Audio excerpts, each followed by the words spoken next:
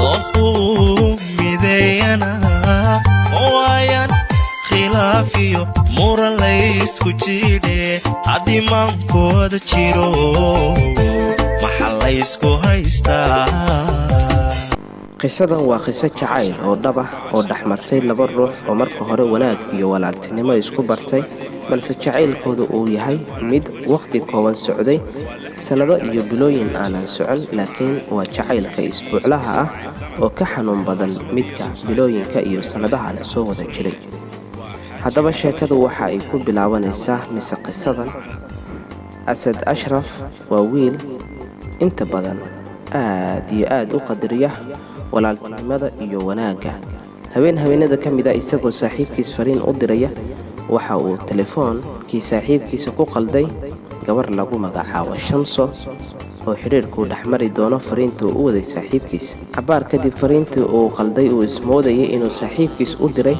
waxay ku dhacday fariintii telefoonka Shamso iyadu telefoonka isla xaadirka gacanta kuma haynin balse waxa gacanta ku haysay walaasheed iyadu ka weyn isla markaana walaasheed fariintii waa ay ka soo jawaabtay waxa ay ku tiri walaal telefoonka uu ka qaldan yahay ee iska sax markaas ayuu wacay ku yiri aad baad u mahadsan tahay waxa tahay boqorad daaftay waayo waqti badan ayaa igaga lumay qoraalka fariintan qofka aan shaqada u dirsadayna ma gaari lahayn saacadan laakiin waad ku mahadsan tahay sida aad ila soo socodsiisay markaasay ku tiri waan isku leenahay walaal markaasuu yiri aad baan u nasiib badanahay adiga oo kale haddii aan barto waxaan aaminsanahay inaan heli doono qof ila taliya waqti waliba markaasay ku tiri dib malahan isbarashadu waa caadi walaaltinimada ayaa wax walba ka qaalisan markaasuu ku yiri anigu hadafkaygu waa wanaaga iyo walaaltinimada wixii kalena way iska imaan doonaan markaasuu wuxuu ku yiri magacaaga ii sheeg markaasay tiri waxa la yiraahdaa Shamso ilaan Shamso ma ahan waa walaasheed kabeen isla markaana matalaysa walaasheed Shamso markaasay wuxuu ku tiri magaca adiguna wuxuu yiri Asad Ashraf Asad ayaa yiri aad baad u mahadsantahay telefoonkan ayaad wadataa Soomahan waan kugu qalday dib dambana ma dhacayso inaan kugu qaldo hadda kadibna barasho wanaagsan dadka ayaan iska dhex aqoonsan doonaa markaasay ku kala tageen sida wuxuu ku yiri waad mahadsan tahay khayr ayaan ku rajaynayaa habeenkii sida ayaa lagu kala tagay subaxii waxaa bilowday wacitaan iyo in la soo xiriiriyo Asad waxa uu aad u qadariyaa inta badan dadka wanaaga iyo walaaltinimada ay isku bartaan markaas waxa uu yiri qoftan waa in aan fariin u diraa fariin walaaltinimo ka tarjumaysa ayuu u diray kadibna laba habeen iyo laba maalin ku dhawaad markii ay wada hadlayeen gabadhii Shamis ka weyneed haweenada kamid ah waxay ku tiri aniga lambarkan ma watay walaashay ayaa wadatay ee lambarkan iga soo lambar kale ayaa la siiyay laba habeen ku dhawaad isaga si Shamsi waxa uu u shukaansanayay misana xiriir ugu jirayay walaasheed ka weyn haweenada kamid ah ayaa Shamso lambarkeeda waxay ku aragtay fariintii uu diray walaasheedna kaga sheekaysay inuu qofkaas jiro isla markaana iyadoo ay tiri aniga wacayo iyaduna aysan u sheegin laakiin labadooda ay isku qabsadeen in qofba qof uu la xiriiro laakiin ninka Asad ahaa waxa uu aad u qadarinayay cid walba wanaaga iyo walaaltinimada uu ku barto haweenada kamid ah Shamso oo rasmi ah ayaa soo wacday Asad markaas ku tiri ii waransan tahay shaki ayaa galay codkeeda iyo codkii labada haween uu la soo hadlayay waa isbarbar dhigmi waayeen qalbigiisana uu qaadan waayay markaasuu ku yiri aaw qofta telefoonka lahayd waxay ku tiri waa aniga ee qofta waxay ahayd walaashay iga weyn suuragalna waa ay noqon weysay inaan anigu haleelo adigoo teleefoonkayga fariin ku soo qalday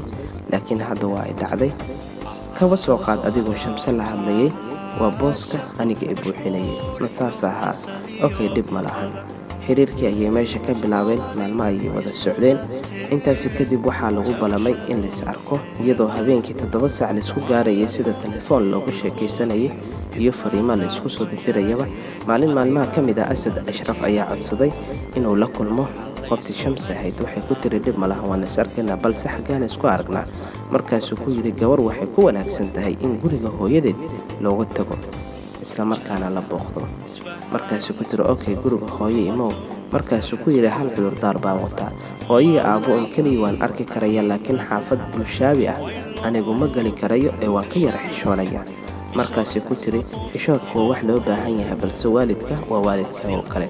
markaasuu yidhi waan ogahay waalidka waa waalidkayga oo kale laakiin waa xishood badanahay ee meel kale inooga dhig hadday xaafadda bulsho tahay. markaas tiri xaafadda aad bay u buuq badan tahay laakiin guriga abbaaya ayaan aadaynaa, halkaa ayaan ku kulmaynaa. waad mahadsan tahay buu ku yidhi. habeenkii sidaa ayaa lagu kala seexday. subaxii waaga markuu soo baryey asad waa uu isdiyaariyey, isteelka ayuu iska sii dhisay, uu isdiyaariyey. galabkii markuu wacay taleefonkii waa uu doonsan yahay. inta ka horeysa subaxii fariin ayay ku sheekaysanayeen laakiin marka waqtiga la gaaray 10 saac galabnimo taleefonka ayaa laga dansaday. soo u wacayay ilaa 2 saac habeenimo ayay ku gaartay. habeenkii 4 saac oo kale xilliga balantu ay tahay in la sheekaysto ayay soo wacday. waxay ku tiri cudurdaar ayaan wataa maanta xogaha waa yara xanuunsaday, taleefonkana waa iga dansanaa ee sidaa la soc. markaasuu ku yidhi boqoradayda wax dhibaataa ma lahan ee waa ay dhacaan wax kasta ee haddana dhib ma lahan, marar kale ayaa ka badan. alla cunuga niyadiisa saafisana. markaasuu ku tiri waa yahay. sheekadooda ayay meesha ka sii wateen. mar kale ayuu ku yidhi goormeen kulanaa. 2 maalin kadib waxa ay tiri waan is arki doonnaa. maalintii kale waa uu wacay. waxa uu ku yidhi haye maanta mis aragnaa. okay xaggee joogtaa. wuxuu ku yidhi waxaan joogaa nabaaxiga banaadir. bal waa yahay ii kaalay anaa ku soo wacayo wax yar kadib. waa yahay. intaa markii la isku ogaa maqrib ayaa la gaaray. waa uu wacay telefoonkii lama heli kara ayaa laga dhigtay. gabadhii Shamis ahayd telefoonkeeda markii lama heli kara ay ka dhigtay. waxa uu fahmay in batariyada ay ka saartay si aysan doonaynin inay iyadoo aragto, laakiin isagu aad wuxuu ugu qanacsanaa inuu arko. wuu iska soo laabtay gurigii ayuu iska yimid, wuu iska seexday. habeenkii haddana ayay soo wacday. waxay ku tiri cudurdaarkaas ayaa jira. waa uu ka qaatay dhib ma lahan boqoradayda buu ku yidhi. saa markuu xaalka marayo wuxuu ku yidhi abbaayo inta badan beenta ma wanaagsana ee walaaltinimada iyo wanaagga waa shay qaali ah. aniga haddaan ku barto ma ahan inaan dan jacayl kaa leeyahay laakiin dadka waa inaan kaa dhex aqoonsada si aanan maalmaha ka mida aanan kuugu qaldamin. markaasuu ku tiri dhib malah mar kale ayaan is arkaynaa. markaasuu yidhi waa yahay. haddana galabaha ka mid ah ayay waxay damceen inay kulmaan.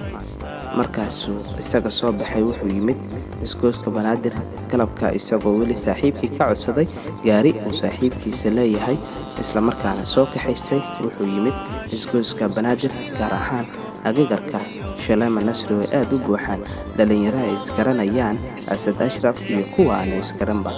mid ka mid ah wiilashii halkaa fadhiyey ayuu si saaxiibtinimo ula hadlay. gaariga ayuu ku soo kaxeeyey. wuxuu weydiiyey qofta Shamso magaceeda iyo halka ay degan tahay. markaasuu ku yidhi qoftaas halkan ayay degan tahay. maxaad ku taqaanaa buu ku yidhi. walle wanaag baan ku aqaan iyo afgaabnaanta iyo iyadoo aanan cidnaba marka la kulmaynin balse socodkeeda uu iska yaryahay. markaasuu ku yidhi ma i tusi kartaa muuqaalkeeda. haa bal waayahay ii kaada ayadaan wacaya. markuu wacay taleefonkeeda waa uu dansan yahay. daqiiqad kadib uu wacay waa uu dansan yahay. 30 daqiiqo kadib lambar kale ayay ka soo wacday. waxa ay ku tiri waxaan aad ugu xumahay inaan maanta is arki weyno. gabar saaxiibaan nahay ayaa ii timid laakiin waqtiga ayaa isiin waayey mar kale ayaa ka badan. waa yahay buu ku yidhi isagoo soo dhaqaaqay dhanka iyo soo aaday daaqa qaranka. gaarigiina saaxiibkii uu la saaran yahay. saaxiibkii wuxuu arkay gabadhii Shamso ahayd oo isaga aqoonta u lahaa. markaasuu ku yidhi gaariga wax yar haki, qoftaan kuu sheegayay Shamsana aad raadinayso waata gabadha la taagan. wiil yar ayaa la socda oo qofta geeskaa jirto xijaabka jaalaha wadata. markaasuu ku yidhi walaniyo waa inan yaroo aad u qurux badan balse maxay beentayga la soo doonaysaa. markaasuu yidhi waa iska caadi ee qoftaas saysan kaa fakan. bas waa yahay buu ku yidhi. saaxiibkiis wuxuu u gudbay dhanka iyo waddada tooskeeda. markuu soo kala fireeyay kadib wuu ku soo laabtay meesha iyadoo taagan. wuu agmaray muusan la hadlin.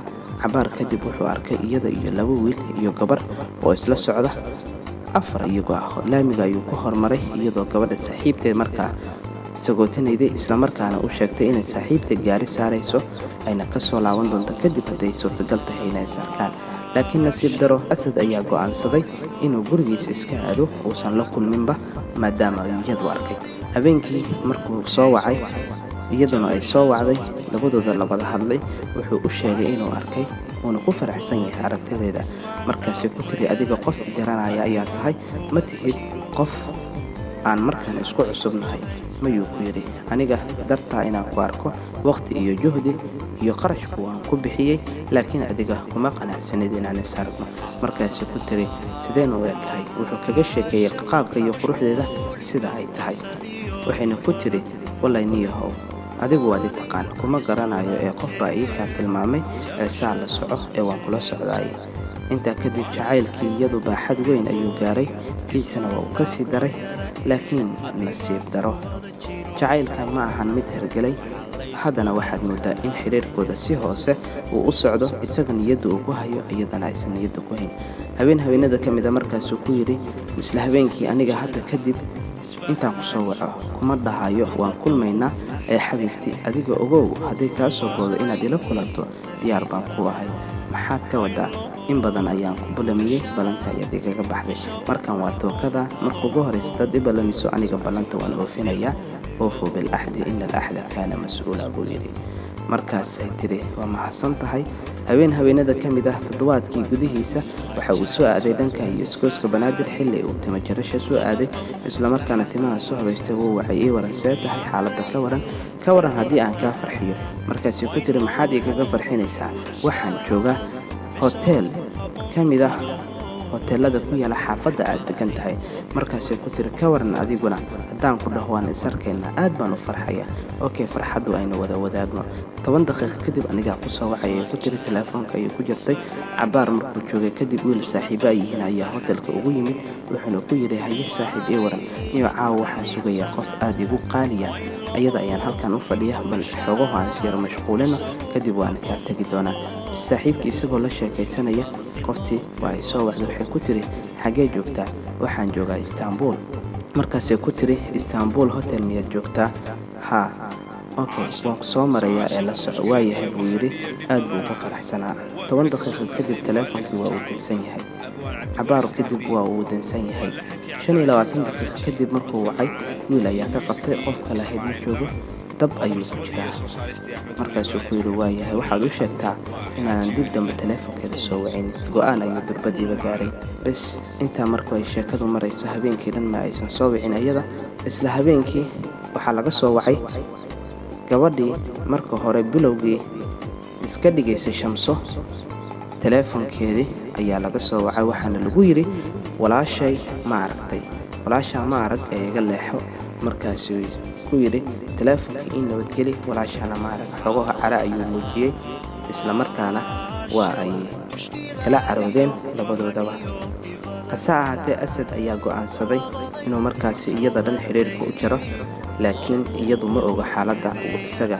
ku sugan yahay iyaduna ay ku sugan tahay balse nasiib daro Asad wuu isaga soo tagay 2 habeen kadib muusan wicin isla habeenkii ayuu fariin u diray oo ku qotanta wanaagga iyo walaaltinimada waa shay qaali ah hadduu cudurdaar jiro anigu waan soo dhawaynayaa laakiin ma ahan inaad telefoonka igu dhagaysato misana aad iga dinsato aad baan ugu xumahay habeenka buu wacnaado fariintiisa ugu dambaysay intaa ayuu ku ekeeyey xiriirkii iyo wixii iyadu la waday intaasi kadib Asad ayaa go'aansadayba inuu gabi ahaanba jiro xiriirka uu iyada la wado laakiin nasiib daro habeenada ka mid ah waxaa soo wactantay gabadhii Shamis ahayd waxay ku tiri walaal ii waran saa tahay markaasuu ku yidhi maxaa ku helay